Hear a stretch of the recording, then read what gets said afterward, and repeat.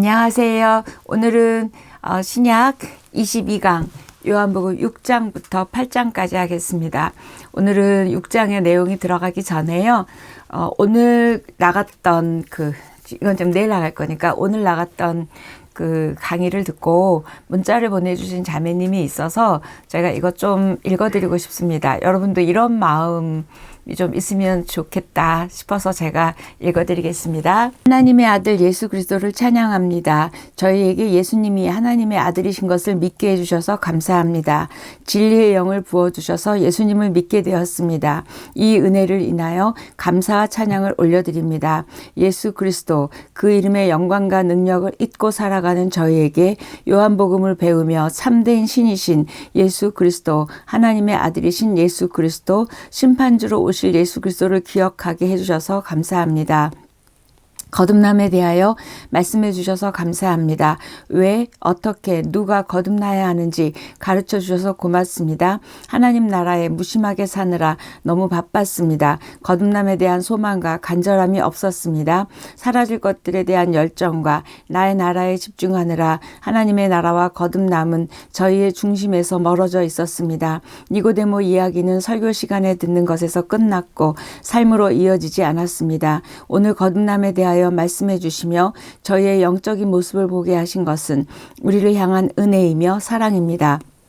거듭나지 않으면 볼 수 없는 하나님 나라, 저희가 보지 못하고 듣지 못하고 경험하지 못하는 하나님 나라, 관심이 없는 하나님 나라, 그러나 꼭 반드시 들어가야 할 그 나라를 저희에게 주시고 싶으신 하나님 아버지의 사랑으로 오늘도 말씀해 주신 것을 감사드립니다.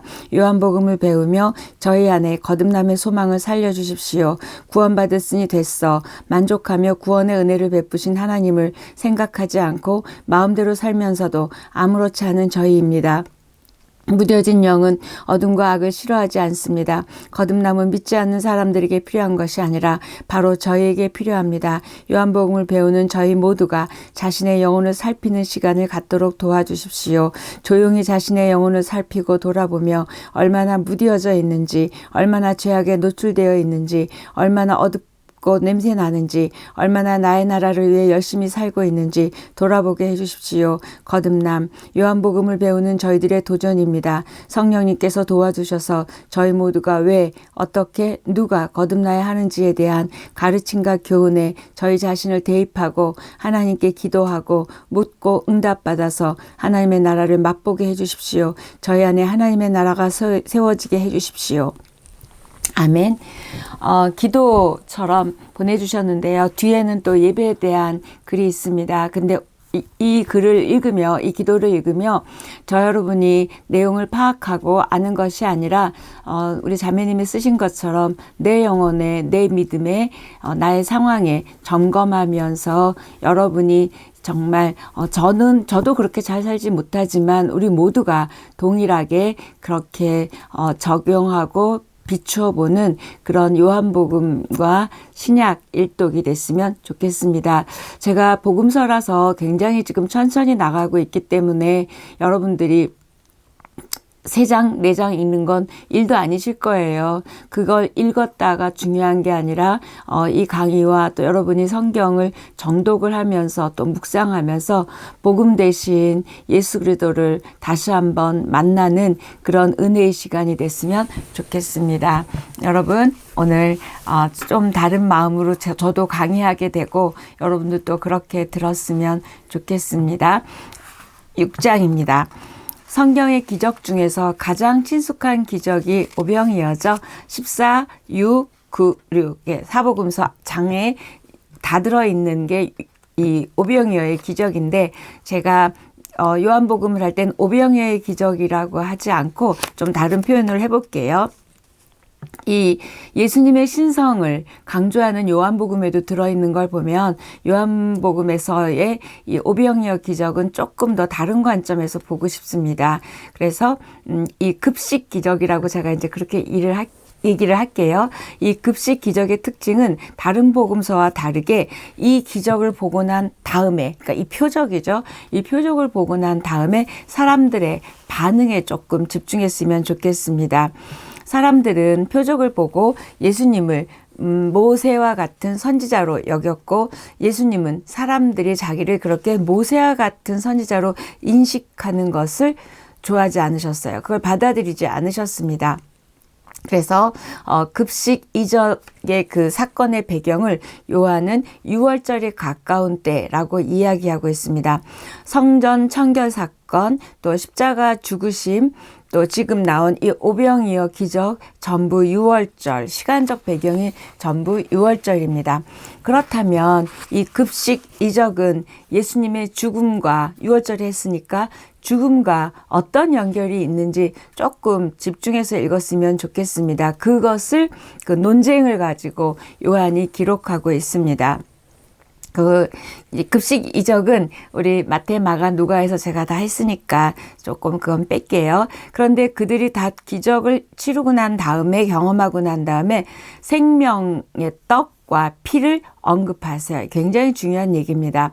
생명의 떡과 피를 언급한다. 딱 기억에 놓으시고 오병이어의 기적과 생명의 떡과 피를 지금 요한이 이렇게 연결하고 있습니다. 예수님은 큰 무리가 예수님 앞에 오는 걸 보시고 이렇게 얘기하죠. 빌립에게 이 사람들을 어떻게 먹일 수 있겠니? 이렇게 물어보셨어요. 5절에. 그런데 왜 빌립에게 물어봤을까? 조금 저는 궁금했어요. 그랬더니 그냥 조금 생각이 드는 건 빌립이 고향이 그 근처죠. 그래서 빌립을 지목해서 이러한 질문을 하신 것 같습니다. 그런데 그 지역 사람이기도 때문이지만 사실은 빌립을 시험하기 위해서였죠. 빌립이 굉장히 계산이 빨랐어요. 그런 사람에게 믿음을 반응하는 걸 원하셨던 것 같아요. 얼마나 계산이 빠른지 딱 보고 200데나리온어치의 빵이 더 필요합니다. 이렇게 이만큼 부족할 것입니다. 얘기했어요. 빌립은 굉장히 인간적이고 굉장히 상식적이고 빠른 대답을 했습니다. 굉장히 똑똑하죠? 그런데 예수님은 그걸 원하신 게 아니었어요. 기대하셨던 답이 아닙니다. 그래서 빌립하고 같은 동네 출신 안드레 있죠. 그 안드레가 보리떡 5개, 물고기 2개를 가지고 아이를 데리고 옵니다. 턱없이 부족한 재료죠.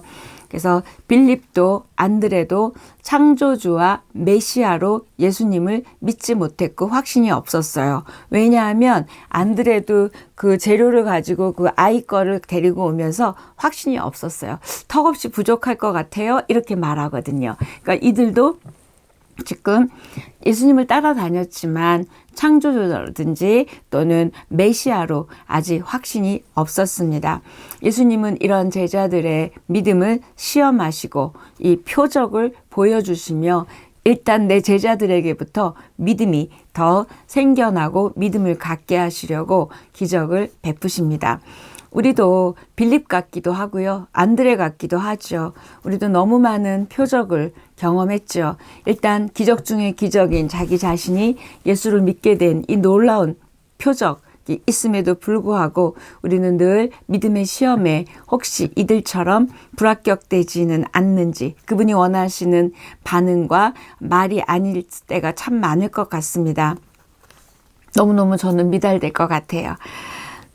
우리 삶 가운데 이렇게 오병이어의 기적을 일으키실 수 있는 말씀에 근거한 믿음이기보다는 어떤 인간적인 계산 또 세상적인 방법으로 머물러 있는 제자들의 모습이 바로 또 저와 우리들의 모습입니다. 제자들은 표적만 따르고 표적만 보고 따랐어요. 그랬지만 표적을 봐도 믿음이 자라지 않은 모습이죠. 그래서 예수님이 이제 사람들을 어떤 기적을 해줄 때 준비를 시키시죠. 그래서 뭘 준비하냐면 이렇게 500명씩을 앉히셨습니다. 그래서 남자의 수만 5,000명이었대요. 이 남자의 수 유대인의 풍습에 의하면 가장 많세거든요. 그러니까 한 아이들 부인 뭐 이렇게 하면 적어도 2만 명쯤은 됐을 거다. 이렇게 사람들은 추정합니다. 이 모인 사람들의 숫자를 이렇게 구체적으로 하시는 이유는 뭘까요? 진짜 기적이라는 걸 말해주는 거죠. 조금 모인 사람 나눠줬다는 게 아니라 이렇게 엄청난 숫자를 먹였다 강조하고 있습니다. 표적을 보고 따라다니는 사람들 무리죠. 그런데 네, 그런 책도 있었죠. 팬입니까? 제자입니까? 예수님을 좋아하는 팬입니까? 제자입니까? 팬은 자기가 실망하면 떠나죠. 제자는 끝까지 따르죠. 그래서 이 표적을 쫓는 무리가 표적이 가리키는 그 표적의 뒤에 있는 의미, 영적 의미를 그 예수 그리스도를 믿고 따르는 그런 은혜가 있어야 되는데 이들은 표적만 믿고 따르죠. 저와 여러분은 표적을 믿고 따르는 자가 아니라 그 의미를, 영적 의미를 또 그 뒤에 계신 예수 그리스도를 믿고 따르는 제자가 되기를 축복합니다.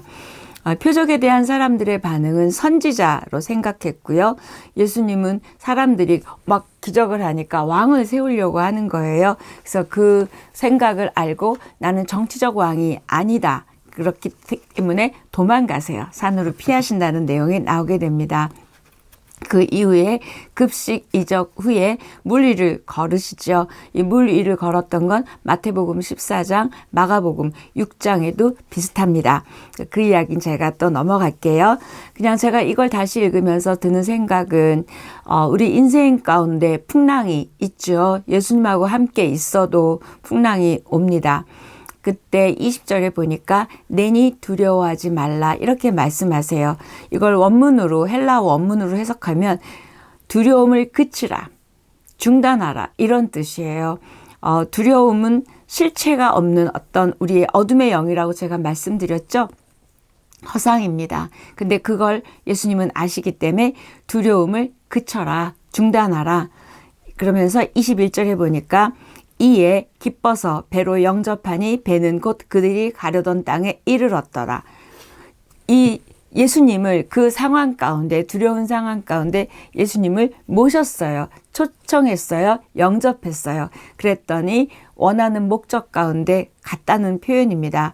저와 여러분도 환경을 바라보지 말고 그 상황 가운데, 그 환경 가운데 예수님을 초대하십시오.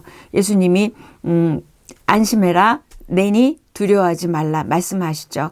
이럴 때 그분을 초대하면 풍랑도 잠잠해질 뿐만 아니라 그곳에 그 목적에 가 있는 본문의 내용을 보게 됩니다. 저와 여러분도 이런 은혜가 있기를 축복합니다. 그런데 우리가 왜 두려워할까요? 폭풍 가운데 사실 두려워하는 이유는 오병이어 같은 과거의 표적을 경험했지만 그 봤어도 들었어도 그 믿음을 잃어버리고 영적으로 둔해져 있기 때문입니다. 내니 두려워하지 말라. 이 음성 여러분 너무너무 듣고 싶으시죠? 그러면 그분을 초대하십시오. 문제는 우리의 문제가 문제가 아니라 우리의 문제의 답이신, 해답이신 그분을 우리가 모셔드리지 않는 우리의 믿음이 문제인 것 같습니다. 26절 보니까 너희가 나를 찾는 것은 표적을 본 까닭이 아니요 떡을 먹고 배부른 까닭이로다. 예수님을 찾는 이유가 빵 때문이라는 거예요. 자기가 원하는 것 얻었기 때문이라고 얘기하면서 27절 썩을 양식을 위하여 일하지 말고 영생하도록 있는 양식을 위하여 하라. 이 양식은 인자가 너희에게 주리니 인자는 아버지 하나님께서 인치신 자니라. 자, 27절 굉장히 중요한 말씀이죠. 썩을 양식과 영원히 있는 양식, 그러니까 영생의 양식이죠. 썩을 양식과 영생의 양식을 말씀하고 있습니다. 사마리아 여인과 이야기할 때도 육신이 마실 물과 영생하는 물 이렇게 두 개를 비교했듯이 지금 여기서도 썩을 양식과 영생의 양식을 말하고 있습니다. 하나님께서 보내신 이를 믿는 것이 하나님의 일이다 라고 설명하고 계시고 영생하도록 있는 양식을 얻기 위해서는 예수님을 믿어야 하고 그것이 곧 예수님을 믿는 그것이 곧 하나님의 일이라고 말하고 있습니다. 저 여러분은 무언가를 얻기 위해서 열심히 일하고 살고 있죠. 그것이 영원히 있을 양식을 위해서 하는 일이기도 또 축복합니다. 하나님의 일을 하고 있느냐고 지금 묻고 계시는 것 같습니다. 표적만 구하고 예수님을 믿지 않고 예수님을 모시지 않는다면 우리는 하나님의 일을 하는 것이 아니라고 오늘 본문은 이야기합니다. 30절에서 유대인들은 예수님을 믿을 수 있도록 표적을 보여달라고 요청해요. 이 와중에 또 표적을 보여달래요. 전날 급식 기적이 있었어요. 오병이어의 기적이 바로 전날 있었음에도 불구하고 이렇게 또 표적을 보여달라고 합니다. 우리의 모습도 그렇습니다. 한번 응답받고 하나님의 사랑을 경험했어도 또 계속 그러죠. 무언가 강력한 것을 원하고 무언가 기적을 원하고 뭔가 확 달라지는 걸 원하는 이들의 모습이나 우리의 모습입니다. 예수님이 생명을 주는 하나님의 떡에 대해서 말씀하시자 그 떡을 달라는 그들에게 그래요? 그렇게 영원히 배고프지 않은 떡을 달라고 말하지요. 그들에게 이렇게 말씀하십니다. 35절 나는 생명의 떡이니 내게 오는 자는 결코 줄이지 아니할 터이요 나를 믿는 자는 영원히 목마르지 아니하리라. 생명의 떡이신 예수님이요. 이게 이제 에고 에이미 나는 누구누구이다 있었잖아요. 7번에 그중에 지금 첫 번째 나는 생명의 떡이다 라고 이야기하시죠. 그리고 목마르지 않다는 걸 또 붙여주세요. 덕 붙여요. 그래서 떡과 함께 이제 피가 또 나오는데 53절에 피가 나오거든요. 그래서 피를 마시잖아요. 그래서 아마 여기서 미리 생수에 대해서 언급하고 있습니다. 이렇게 보고도 믿지 않는 유대인들을 꾸짖으시며 예수님이 본인이 오신 목적을, 이 땅 가운데 오신 목적을 38절 이렇게 말씀하세요. 내가 하늘에서 내려온 것은 내 뜻을 행하려 함이 아니요 나를 보내신 이의 뜻을 행하려 함이니. 나를 보내신 이 누구죠? 하나님. 그 하나님의 뜻을 행하려 왔대요. 그리고 하나님의 뜻이 뭐냐면 39절 40절인데요. 아무도 잃어버리지 않고 마지막 날에 다시 살려주는 게 하나님의 뜻이래요. 아무도 잃어버리지 않고 다시 살려주시려고 예수님이 오셨다는 거예요. 다시 한번 마지막 날에 다시 살리는 것을 얘기했어요. 2번이나 그 이야기를 하고 있습니다. 그러면서 47절에 믿는 자는 영생을 가졌나니 하면서 또 믿음과 영생을 연결하면서 나는 생명의 떡이다 라고 다시 말씀하세요. 자, 생명의 떡에 대한 가르침. 오병이어의 기적은 지금 어디로 이어졌어요? 생명의 떡. 오병이어 먹었죠. 먹는 거죠. 그랬더니 생명의 떡이라고 말씀하시는 것과 연결하고 있습니다. 하늘로부터 내려온 생명의 떡인 예수 그리스도에 대한 가르침이 바로 그 이야기를 하시려고 오병이어의 기적을 행하셨습니다. 50절 51절에 보면 하늘에서 내려오는 떡이니 사람으로 하여금 먹고 죽지 아니하게 하는 것이니라. 나는 하늘에서 내려온 살아있는 떡이니 사람이 이 떡을 먹으면 영생하리라. 내가 줄 떡은 곧 세상의 생명을 위한 내 살이니라 하신지라. 이번에는 떡과 뭐를 연결하죠? 살을 연결해요. 그래서 초대 기독교인들은 식인종이라고 사람들이 그랬다는 거예요. 이 살을 먹는다는 이 말을 듣고. 그래서 지금까지 쭉 오병이어 생명의 떡 한 그 말한 결론을 지금 얘기하고 있습니다. 본인은 생명의 떡이고 그 다음에 그 떡을 먹는 자는 영생할 것이다. 그러면서 떡과 살을 언급하시며 이렇게 개념을 이어주고 있습니다. 예수님이 주시는 떡을 예수님의 몸에 비유하고 계세요. 그래서 최후의 만찬에서 빵과 포도주를 가지고 십자가에서 찢기실 몸과 흘리실 피를 이야기하셨잖아요. 지금 이렇게 그래서 빵과 찢기실 몸을 연결하고 있습니다. 내가 줄 떡은 내 살이니라. 이 말씀에 대해서 유대인들이 이제 난리가 났겠죠. 그리고 예수님에 대해서 막 이제 얘기를 하니까 예수님은 이들에 대해서 오해를 풀어주기는커녕 더 센 말을 하시죠. 이렇게 얘기합니다. 내 피까지 마셔야 한다. 막 살 먹는 것 같고 얘기했는데 이제는 내 피까지 마셔야 하고 그렇지 않으면 영생이 없다라고 강력하게 이야기하시죠. 53절에서 56절까지인데요. 좀 길지만 꼭 읽어야 될 것 같습니다. 인자의 살을 먹지 않고 인자의 피를 마시지 아니하면 너희 속에 생명이 없느니라. 내 살을 먹고 내 피를 마시는 자는 영생을 가졌고 마지막 날에 내가 그를 다시 살리리니 내 살은 참된 양식이요 내 피는 참된 음료로다. 내 살을 먹고 내 피를 마시는 자는 내 안에 거하고 나도 그 안에 거하나니. 예수님의 십자가 사건을 이렇게 믿음으로 받아들일 때 참된 양식과 참된 음료인 그 살과 피를 먹는 것을 지금 십자가 사건을 받아들이는 것으로 이야기하고 있습니다. 다시 참된 양식과 참된 음료인 살과 피요. 이 예수님의 찢긴 몸, 흘리신 피를 먹고 마실 때 우리가 그의 안에 거하게 됨을 말하고 있습니다. 그의 안에 거한다는 표현은 영적인 연합을 말합니다. 영적인 연합이 일어날 때 그리스도께서 우리 안에 거하시게 되고 우리도 그리스도 안에 거함으로 이 영적인 생명의 역사가 이어지고 있습니다. 생명의 떡에 대한 가르침의 결과는 어렵다. 유대인들은 이제 어렵다고 생각하고 떠났다고 표현해요. 그래서 60절이나 66절 보면 어렵다 그러면서 떠납니다. 63절 살리는 것은 영이니 육은 무익하니라. 내가 너에게 이른 말은 영이요 생명이라.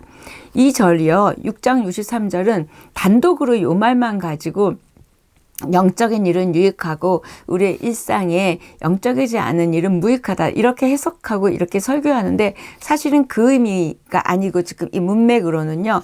그런 의미가 아니라 내 말을 믿지 못하는 제자들에게 도전하시면서 하신 말이에요. 그래서 살리는 것은 영이다. 그 다음에 육은 무익하다라는 건 뭐냐면 우리의 육적인 생각들이요. 이 살과 피를 못 먹고 못 마시게 하는 그 제한된 이런 육적인 생각들을 다시 말하면 예수님의 말씀을 믿고 받아들이지 못하게 하는 그 인간의 타락한 본성을 지금 육은 무익하니라 이렇게 얘기하고 있습니다.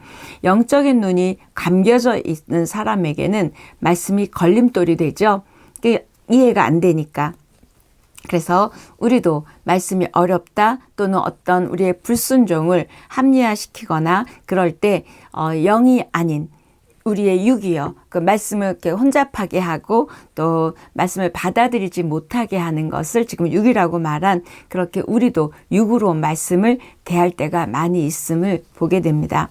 많은 사람이 떠나는 것을 보시고 12제자에게 너희도 갈래? 이렇게 물으셨어요. 그랬더니 역시 베드로가 빠르죠. 베드로가 68, 69절 대답합니다. 시몬 베드로가 대답하되 주여 영생의 말씀이 주께 있사오니 우리가 누구에게로 가오리까? 우리가 주는 하나님의 거룩하신 자인 줄 믿고 알았사옵나이다. 베드로의 대답이 참 적절하다고 여기셨어요. 왜 적절했을까요? 사람들이 예수님의 말씀이 영생이라는 그 진리를 받아들이지 않았잖아요. 그런데 베드로는 지금 영생의 말씀이 여기 있다라고 그들과는 정반대의 말을 하고 있고 받아들이고 있음을 이야기하고 있습니다. 저희에게 묻는다면 너도 갈래? 너도 세상 따라갈래? 너희도 갈래? 어렵니? 이렇게 질문하신다면 우리는 그러면 제자가 아니라 팬이었어요. 우리가 내 육적인 그 생각으로 믿어내고 안 받고 순종하지 않는 것을 지금 우리도 고백할 수 있어야 됩니다. 아닙니다. 어떤 상황에서도 저는 떠나지 않는 제자가 되기를 원합니다. 라고 고백하는 우리였으면 좋겠습니다. 7장입니다. 7장은 예수님이 초막절에 예루살렘에 가셔서 유대인들과 충돌한 사건을 배경으로 하고 있습니다. 그런데 제가 오늘 이걸 준비를 하면서 보니까 6장도 굉장히 길고요. 7장도 굉장히 길고요. 어렵습니다. 그래서 여러분이 조금 꼼꼼하게 읽으셨으면 좋겠어요. 요한은 명절을 언급할 때 꼭 유대인의 명절 이렇게 얘기를 해요. 그래서 지금 보니까 유대인의 명절 초막절을 이야기하는데 초막절은 추수로 포도나 올리브를 추수할 때 하는 게 초막절입니다. 그래서 유대인들의 박해를 피해서 이제 예수님이 갈릴리에 머물러 계셨는데 예수님의 동생들이 유대로 가야 하지 않겠느냐. 형이 좀 이렇게 큰 사람이 되려면 그도 가야 된다. 그리고 예수님이 안 가는 걸 보고 자기네들만 예루살렘으로 가게 됩니다. 왜냐하면 그들은 정치적인 인물로 그 형을 오해했어요. 왜냐하면 막 기적도 하고 사람들이 따라다니니까. 그때 예수님은 때가 이르지 않았다. 이렇게 얘기하시죠. 이때 내 때와 너희 때는 다르다라고 이야기하시죠. 이 때는 아시죠? 예수님이 이제 죽으시는 그 십자가 사건을 말합니다. 예수님을 믿는 자는 세상적인 방법을 거부해야 되는데 지금 이 제자들은 하나님의 때를 믿지 못하고 가버렸죠. 예수님은 하나님의 때를 신뢰하고 순종하는 모습을 보게 됩니다. 예수님을 미워하는 세상에 대해서 예수님이 이렇게 사람들을 가리킵니다. 그 사람들을 가리키니까 사람들이 막 놀래요. 16절인데요. 예수께서 대답하여 이르시되 내 교훈은 내 것이 아니라 나를 보내신 이의 것이니라. 내가 지금 이 말하는 너희들을 가리키는 이건 나를 보내주신 하나님의 말씀이다라는 거죠. 그래서 사람들이 자기를 핍박하는 건 나에 대해서 이해가 부족한 것이 아니라 너희들이 이 나를 보내신 하나님을 믿지 않기 때문이다. 근원적으로 유대인들은 말씀을 많이 아는 것 같았지만 결국은 하나님을 믿지 않았고 하나님을 제대로 섬기지 않았음을 비판하고 계십니다. 스스로 자기들이 율법을 엄청 중요하게 생각하잖아요. 그런데 자기들은 그렇게 하면서 율법을 지키는 자가 너희가 없었다 라고 19절에 강하게 이야기하십니다. 그랬더니 유대인들이 가만히 있겠어요? 너 귀신 들렸다. 이렇게 19절에서 이야기하고 있습니다. 그러자 유대인들이 귀신 들렸다고 얘기하니까 예수님도 질세라. 너희가 안식일 지킨 거와 할례 계명, 할례를 주일날 너네도 안식일에 할례 했잖아. 이 얘기를 가지고 너희들 공의롭게 판단해봐 라고 이야기하십니다. 예수님은 자신이 하나님이 보내심을 받은 자라고 선포하심으로써 자기의 본질을 이제 드러내시는데요. 28절, 29절입니다. 그래서 이런 말을 듣고 그들이 이제 또 화가 난 거죠. 분노하죠. 그래서 예수님을 체포하려고 했지만 아무도 손을 대지 못했어요. 왜? 예수님의 때가 아직 이르지 않았기 때문이라고 요한은 그렇게 설명을 덧붙입니다. 그의 때 언제죠? 십자가의 때. 죽으심의 때죠. 이 말도 가만히 생각해 보면 그들 때문에 억지로 예수님이 죽으신 게 아니에요. 하나님의 때에 스스로 하나님의 그 계획 안에서 대속의 길을 걸어가시고 죽으셨다는 걸 알 수 있습니다. 대제사장들과 바리새인들이 예수를 잡으려고 사람을 보냅니다. 그랬더니 예수님이 나를 보내신 이에게 돌아갈 거다. 이 얘기예요. 그건 뭐예요? 난 언젠가 죽을 거다. 이러는데 결국 그들은 알아듣지 못합니다. 그리고 나서 생수의 강 7장 37절부터 39절까지는 생수의 강 이야기를 하면서 누구든지 목마르거든 내게로 와서 마시라. 나를 믿는 자는 그 배에서 생수의 강이 흘러나오리라. 목마른 인생을 향한 최고의 복음의 초대입니다. 생수의 강에서 해갈되는 비밀이 뭐죠? 그 사마리아 여인도 목마른 여인이었죠. 영적 목마름. 우리도 그렇고. 자, 그건 내게로 와서 예수님에게 가는 그것이 목마름의 해결임을 이야기합니다. 요한은 생수의 강이 예수님의 부활 후에 다시 생수의 강이 예수님의 부활 후에 우리가 경험할 성령, 우리가 경험할 성령. 제가 2번 얘기했어요. 라고 말하고 있습니다. 그 성령을 약속해 주셨는데요. 그게 뭐냐면 성령의 넘치는 은혜를 우리가 받게 될 것을 지금 생수의 강으로 표현하고 있습니다. 성령은 가만히 있어서 되지 않죠. 성령 충만을 구하시고 말씀 충만이 성령 충만입니다. 요한복음에는 항상 예수님의 말씀 후에 누군가와 갈등하고 논쟁이 일어나고 있는 게 대부분입니다. 특히 예수님의 정체에 대해서. 왜요? 하나님의 아들이라고 자꾸 그러니까. 그래서 어떤 사람은 선지자, 어떤 사람은 그리스도 이렇게 하는 내용이 나옵니다. 바리새인들이 그리스도라고 말하는 사람들에게 너희 미혹됐구나. 그를 너희도 믿니? 이렇게 얘기합니다. 너희도 저주받은 자야. 이렇게 얘기할 때 니고데모가 나오는 거예요. 그때 3장에서 찾아왔던 니고데모가 이제 있는 유대인을 반박하면서 51절 우리 율법은 사람의 말을 듣고 그 행한 것을 알기 전에 심판하느냐? 유대인들은 원래 전승에 의하면 다 듣고 그 다음에 올바로 판단을 했대요. 근데 지금 듣지도 않고 이렇게 하냐 하면서 예수님을 두둔하는 말을 하게 되니까 그때 찾아갔던 니고데모가 이 니고데모입니다. 변화됐죠. 그랬더니 바리새인들이 니고데모를 막 반박합니다. 자, 이때 모습을 볼 수가 있어요. 진리 앞에서, 진리신 예수 그리스도 앞에서 둘로 나뉘게 됩니다. 니고데모처럼 또 그리스도라고 말하는 사람처럼 진리 앞에 있는 사람들과 그 다음에 진리를 반박하는 사람들로 나뉘어지게 됩니다. 우리도 그렇죠. 나뉘어지지요. 원래 창세기부터 하나님은 계속 나누셨어요. 분리, 구별하셨습니다. 그래서 7장 53절 보니까 사람들이 다 각각 자기 집으로 돌아갔대요. 근데 원문을 보면요. 다 각각 집으로 돌아가고 아니라 다 각각 자기의 집으로 돌아갔대요. 제가 이게 참 굉장히 마지막 절이 그렇게 되는데요. 이게 뭐냐면 사람들은 예수님을 따르다가도요. 뭔가 자기의 이기적인 생각들이 침해를 받거나 자기의 어떤 이익에 침해를 받으면 이렇게 떠나는 모습을 보게 됩니다. 그래서 예수님 혼자서 감람산으로 가셨다고 8장 1절로 바로 7장 마지막 절과 8장 1절은 이렇게 이어지는데 여기에서 저는 이기적인 우리들의 모습도 보게 됩니다. 참 생명을 주시기 위해서 대제사장들의 위협을 알면서도 목숨을 걸고 진리를 외치신 예수님이죠. 그 사람들이 막 모였어요. 들었어요. 감동했어요. 그리스도라고도 했어요. 그런데 너무 감동은 했는데 조금이라도 침해받지 않으려고 각각 자기의 집으로 갑니다. 저와 여러분도 그러죠? 은혜 받을 때 참 좋아요. 그런데 조금이라도 뭔가 그런 나의 손해보는 일이 올 때는 글쎄 잘 모르겠습니다. 그 다음에 이어지는 이야기가 이제 가늠하다 현장에 잡힌 여인, 여러분도 너무 잘 아시니까 너희 중에 죄 없는 자가 돌로 쳐라 이렇게 얘기하시죠. 그때 사람들이 예수님이 땅에다 뭘 쓰니까 돌을 놓고 다 갔다. 결국은 뭐예요? 바리새인들과 또는 이런 서기관들의 생명 없는 믿음, 사랑 없는 믿음, 굳은 마음을 나타내는 거죠. 이 글자 그대로 잣대를 갖다 대고 현장에서 가늠하다 잡힌 여인을 죽이려고 하는 거예요. 말씀은 죽이려는 것이 아니죠. 율법은 죽이려는 게 아닙니다. 살리려는 건데요. 이들은 지금 이렇게 하고 있습니다.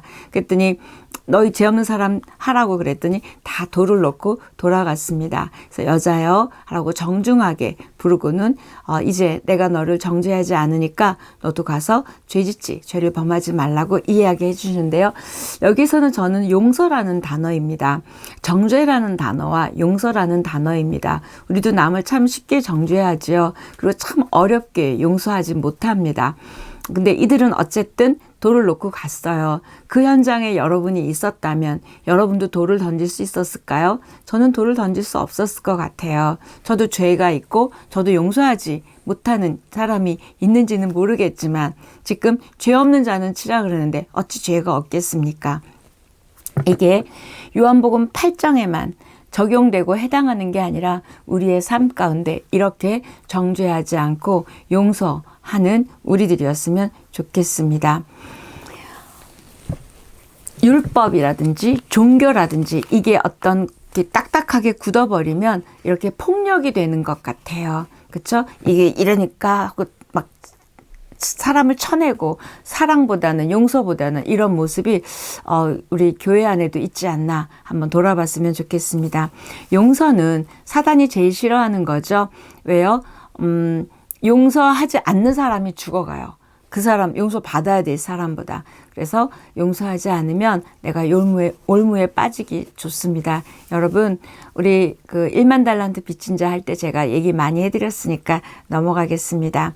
이 가늠한 여인을 용서한 이 이야기 뒤에 무슨 얘기를 하시냐면 나는 세상의 빛이다 라고 8장 12절 이후에 얘기합니다. 어둠에 갇힌 자들과 어둠에 갇힌 자 또는 이렇게 죄를 용서하지 못하는 이렇게 어둠에 갇혀 있는 자들에게 생명과 진리로 이끌어 가시는 빛이 바로 예수 그리스도임을 말하고 있습니다. 영혼에 근데 저희가 이렇게 보면 영혼에 빛이 들어오지 않으면 우리가 참 빛인 예수 그리스도를 깨닫지 못한다는 거예요. 그래서 예수님을 떠나면 또 우리의 생명이 죽죠. 영적인 생명이 죽는다는 거죠. 그래서 예수님을 따른다. 이 표현은 우리가 늘 주님 안에 머무른다는 뜻도 있고요. 또 우리가 늘 예배의 자리나 말씀의 자리나 기도의 자리에 있는다는 뜻도 있지만 그분의 인도함을, 그분의 말씀을 따른다는 표현입니다. 8장 31절 32절 여러분이 잘 아는 진리가 너희를 자유케 하리라. 자유가 뭐죠? 구원받음이에요. 진리 예수 그리스도죠. 여러분이 무엇으로부터 자유하기를 원하세요? 그 무엇으로부터의 구원이 바로 진리가 너희를 자유케 하리라 입니다. 우리는 일단 죽음으로부터 자유함, 사망과 저주로부터의 자유함이 얻어진 자들입니다. 그래서 율법의 정죄라든지 죄책감으로부터 자유된 자들이고요. 그런 놀라운 은혜와 축복을 지금 8장 32절 지혜는 너희를 자유케 하리라. 저 여러분이 그 모든 구속으로부터 죄와 사망으로부터 자유케 된 자임을 기뻐하고 감사하는 우리가 됐으면 좋겠습니다.